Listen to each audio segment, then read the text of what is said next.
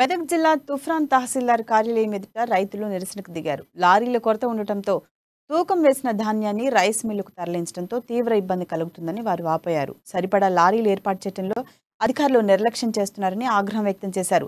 MRO office ఎదుట వడ్లు తగలబెట్టి నిరసన వ్యక్తం చేశారు. వడ్లు తూకం వేసి నెలలు గడుస్తున్నా మిల్లుకు తరలించడం లేదని, అధికారులకు ఎన్నిసార్లు విన్నవించినా పట్టించుకోవడం లేదని తెలిపారు. ఇకనైనా అధికారులు స్పందించి లారీల కొరత లేకుండా చూడాలని డిమాండ్ చేశారు.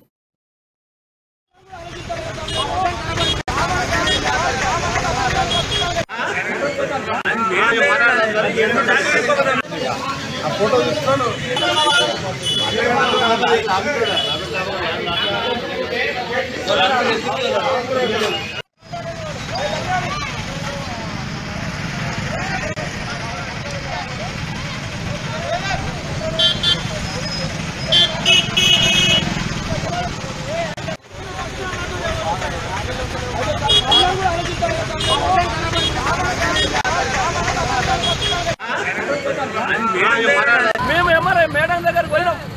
మేడం దగ్గర పోతే మేడం మా ఊళ్ళో నెల రోజులు కొట్టుకోనంటే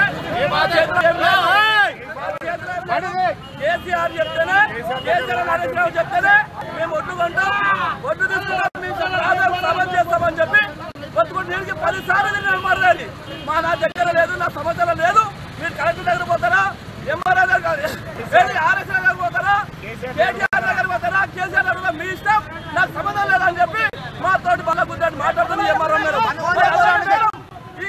ఎందుకున్నది ప్రజలు పట్టించుకోవాలి మేడం, వెంటనే సస్పెండ్ చేయాలని మా రైతులం అందరంగా దుమ్మడిపోయినాక సస్తానికి ఎంఆర్ఓ ఆఫీసులో కూడా మేము